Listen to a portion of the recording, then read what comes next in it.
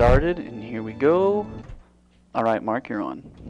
How far would Nicolas Cage have gotten in the movie National Treasure without a map? Not very far. There would have been no happy ending. There would have been no treasure. There would be no movie. So for Nicolas Cage, the clues and the maps were absolutely essential. In a similar way, all of us need a map. And here's why. We as human beings, we find ourselves just tossed into life without really any initiative or consent on our part. And we just are found in this game called life. And like any game, we can both win and lose. We can play well or we can play poorly. But the stakes are high, and you only get one shot. There are no second chances in this life. And so we need to make sure that we live the good life. But in order to live the good life, we must first know what the good life is. And even this is incredibly hard because there's so many different intelligent people who are telling us so many different conflicting and contradictory things. For example, Aristotle tells me to follow virtue ethics. Immanuel Kant says, use your reason to follow my categorical imperative. Sartre says that existentialism is true. You need to just go out there and create your own destiny. Soren Kierkegaard says, just have this blind leap of faith after God. John Stuart Mill says, use a utility principle to maximize your pleasure while minimizing your pain. And all my life, Disney has told me to just follow my heart. Just follow your heart. And so we need a true map in order that we may live out the good life. So today we're going to look at two pictures of the words illuminating actions in the believer's life found in Psalm 119, 105. Now the first picture is a lamp. Your word is a lamp unto my feet. Now when do people need a lamp? You need a lamp when it's dark out. But what is this darkness that we need a lamp for? Well, in the Bible, darkness oftentimes has two elements. There's two components. There's an ethical component and there's an epistemological component.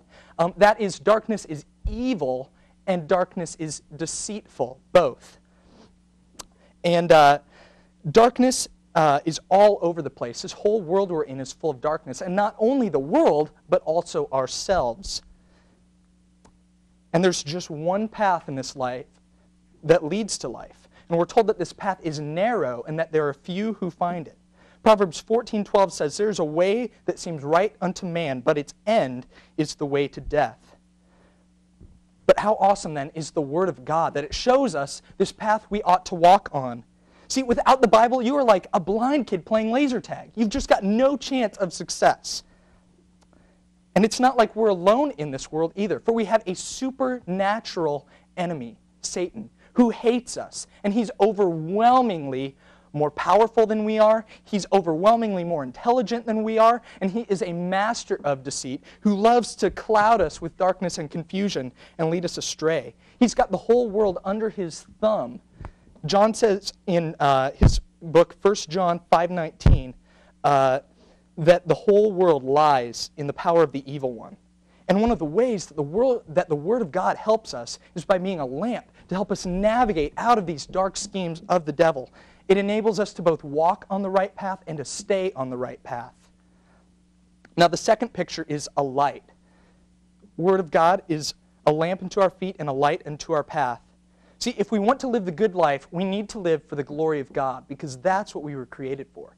But in order to glorify God, we learn in the Bible that we need to love God. But before we can love God, we need to first know Him. You can't love someone you don't know. And in order to be able to get to know God, you need to act in such a way that you don't separate yourself and distance yourself from Him. So in the Scriptures, we have commands and we have principles of wisdom. And we need to search out all of these things in order to know how we ought to live. Every day the world throws 1,000 different lies at us. And these lies tell you just how the world's supposed to be and what's really important. And they're all deceitful and they're all meant to lead us astray. And that's why we need the Word of God, our lamp and our light. See, try some night when it's dark, shut off all the lights in your house and try and navigate your way safely through the entirety of it. Or better yet, on a dark highway, turn off your headlights. See how long you can stay on the road. I think that you would find that it is impossibly hard and extremely dangerous for both yourself and the other people on the road. You know, in war, one of a soldier's worst nightmares is this thing called a mine, this terrible little thing that they put under the ground that when you step on it, it explodes in order to kill you or seriously wound you. But wouldn't it be great if you had to cross a minefield, if you had a map that would tell you exactly where each mine is so that you could avoid it? What we find in the Bible that this world is a lot like a minefield. Dangers are absolutely everywhere, and they're meant to destroy you. And so we need to take our Bible and use it as a good map so that we can read it and say, okay, 2 steps forward, 2 steps to the left, and so on and so forth. See, John Wesley says, I have thought I am a creature of the day, passing through life as an arrow through the air. I am a spirit come from God and returning to God, just hovering over the great gulf. Till a few moments hence I am no more seen. I drop into an unchangeable eternity. I want to know one thing, the way to heaven, how to land on that happy shore. God himself has condescended to teach us the way. For this very end he came down from heaven. He hath written it down in a book. Oh, give me that book. At any price, give me that book of God. I have it. Here is knowledge enough for me. Let me be a man of one book. But let me tell you something. Most professing Christians do not do this. They will say, I believed in Jesus. I entered through the narrow gate, but then they walk in the broad way that leads to destruction. And even if you bring the word to them and say, this is exactly where you're erring, this is exactly where you're going astray, many of them will get angry and offended at you. So we need to believe in what Jesus says, not just to bring him pleasure, but also because it will save our lives. See, we have a Father who loved us enough to give us a book that points us to the path of life and peace and away from the path that leads to death and destruction. So we need to trust our Father because he's good and he's wise and he's trustworthy, even when what he tells us seems to contradict our understanding. Here's one example of this. Remember the movie The Pacifier? Have any of you guys seen that? In that movie, the dad taught all of the kids this dumb little song called the Peter Panda Dance. Okay? And at the time, it probably made no sense at all for the kids. They were probably like, why do we need to learn this?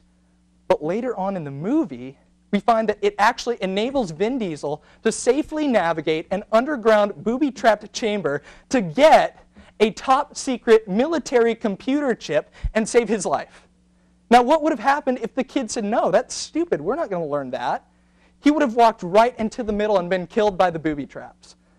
So it saved his life. So what are you going to do when God, the one who has ordered the course of the universe, comes to you with this blood-bought book and says, this is the way to live?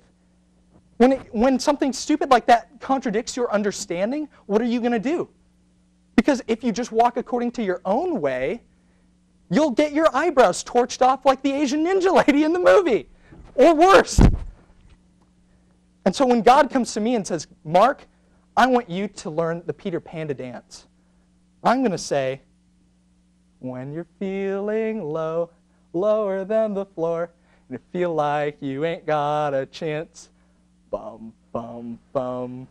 Don't make a move till you're in the groove and do the Peter Panda dance.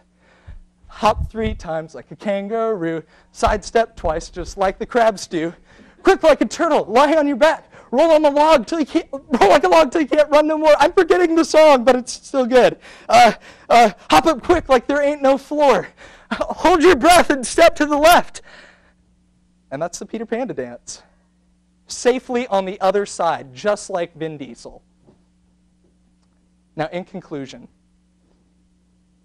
we need to follow God's commands even when they don't seem to make any sense at all, just like the Peter Panda dance. Because following his commands, following what he tells us, will save our lives. And so we need to be people who are led and who are saturated by the Word of God. We need to strategize like we do other things. We need to plan how, when, where we're going to get alone with our map, with our lamp, our light, our guidebook. And we need to memorize it so that we can safely navigate through the enemy's schemes even when we don't have it open in front of us. The Word of God is a lamp to our feet and a light to our path. All right, Mark. Excellent job.